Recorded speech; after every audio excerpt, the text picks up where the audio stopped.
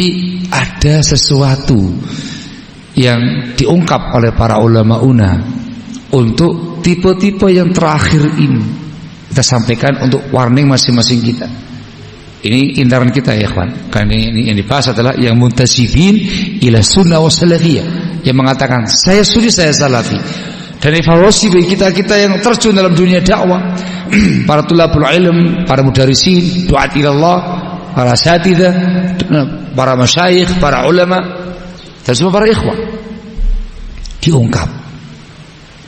Orang-orang yang semestinya ngerti ini hak, ini batil, dia punya ilmu, tapi lebih kekeh dengan batilnya, tidak mau memegang kebenarannya, diungkap oleh Asy-Syaikh Al-Allamah Abdurrahman bin Yahya Al-Muallimi rahimahullah. Beliau punya kitab Al-Qaid ila Tashihil Aqaid. Antum lihat di halaman 12 dan 13. Orang yang tidak mengakui kebenaran, lebih memilih hawa nafsunya, kekeh dengan kebatilan, itu banyak sekali asbabnya. Yang pertama, ayyaral insanu anna i'tirafa bil haqqi yastalzimu i'tirafahu bi annahu kana ala batilin. Dia merasa kalau dia mengakui al-haq ini yang benar, itu mengandung konsekuensi dia harus mengaku berarti dia dahulu batil, dia dahulu salah. Nggak mau salahkan. Tipikal orang yang nggak boleh salah. Kalau salah balik ke awal lagi, nggak boleh salah. Ada nggak ya kayak gitu ya Pak? Banyak. Jangan dikira kaum hawa saja, kaum ahlul hawa juga banyak.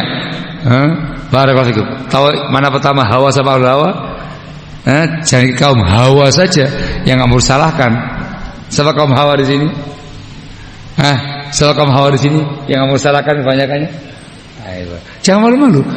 Wanita itu di antara kebanyakan mereka tidak mau salahkan. Kalau salah balik salah, jangan salahkan. Kalau salah jangan bilang saya salah. Itu kaum hawa.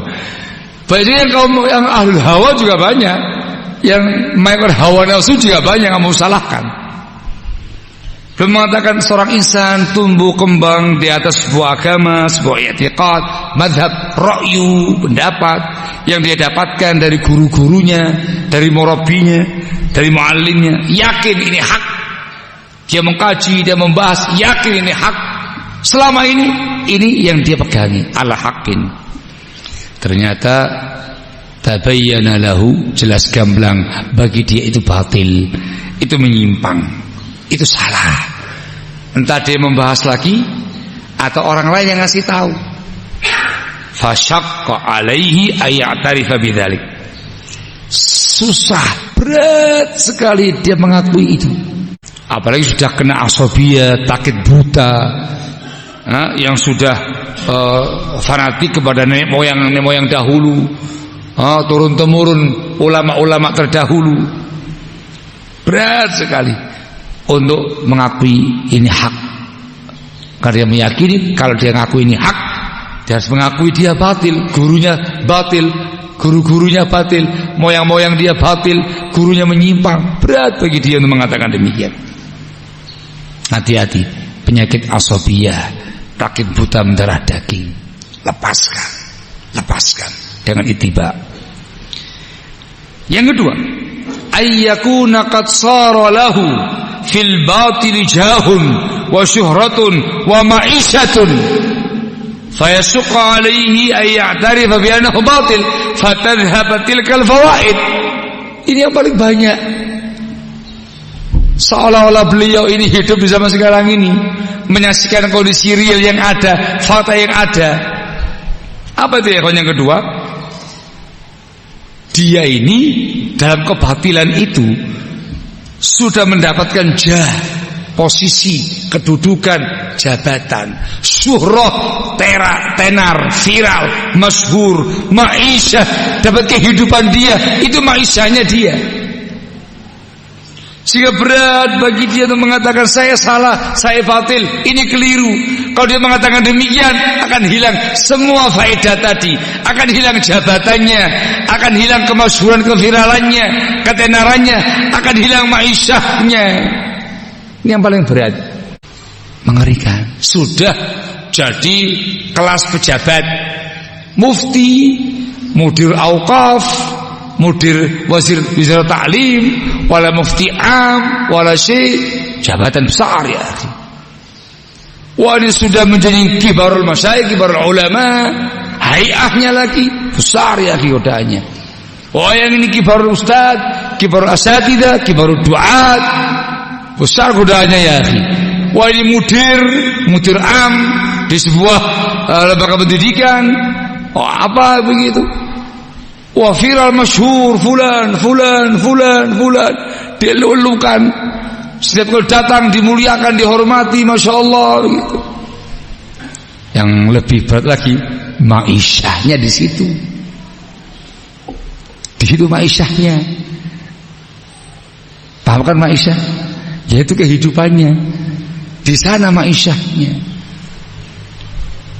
Dia ala batil, mengerjakan perkara batil, jatuh dalam penyimpangan, pemahamannya menyimpang, tindakannya menyimpang, mauqifnya menyimpang, penyikapannya menyimpang, jatuh dalam penyimpangan yang fatal bersama dengan orang yang menyimpang, punya paham khawarij. Ada aroma-aroma khawarij pada pemahaman-pemahaman dia akhir-akhir ini, bersama dengan gerombolan separatis, bersama dengan gerombolan kaum teroris, salah sikap dalam mensikapi para penguasa-penguasanya. Contoh. Atau mulai muncul pemahaman tamyi'nya, lembut yang salah kepada hizbiyin, kepada harakiyin, kepada mubtadi'in, merangkul semua yang ada. Ala batil, diingatkan, ditanbih, dinasihati, dijelaskan di perkaranya. Tabayyana lahu, jelas gamblang bagi dia. Dia punya ilmu, ngerti hada hakun, yang disampaikan oleh fulan itu hakun, wa huwa ala batil anhiraf. Dia tahu dia batil, dia menyimpang. Tapi syaqqa alaihi li'tiraf bidzalik. Berat, susah bagi dia mengakui semua tadi. Kenapa? Sudah ada jah, sudah ada syuhrah, dan sudah ada ma'isyah di situ. Orang yang di luaran sana, pihak ketiga yang memandang dari jauh, ngerti, sak ngerti-ngertinya, gamblang, sak gamblang-gamblangnya. Salafi yang baru ngaji ngerti, ada batil, ada inhiraf, tahu ini ra'yul khawarij, ini mauqifun khariji, tahu pemahaman khawarij, sikap-sikapnya kaum khawarij, paham penyimpangan-penyimpangan yang ada. Salafin sering sampaikan masalah ini, paham mereka, gamblang jelas begitu. Kok bisa ya? Ya Allah, cepat istighfar, tobat, rujuk. Dari jauh sudah gemes duluan, sudah gini, cepat rujuk, salah itu, ayo balik. Kekeh dengan kebatilannya. Muncul berbagai macam syubhat, berbagai macam ilal, bukan hujjah, tapi ilal, alasan-alasan. Untuk apa alasannya ya kawan? Untuk mengokohkan dirinya, untuk mengokohkan pendapatnya. Padahal kalau mau jujur, untuk mempertahankan jahnya, mempertahankan ma'isyahnya, mempertahankan syuhrahnya. Itu yang paling berat.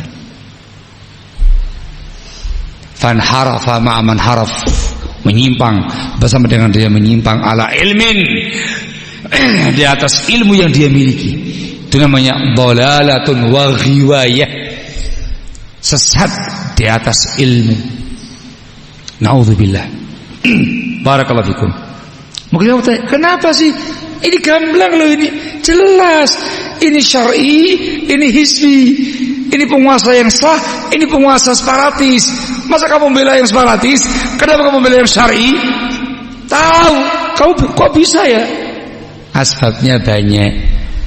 Hadza minha, kata al-muallimi al-Yamani, ini diantaranya. Dan itu yang sering terjadi.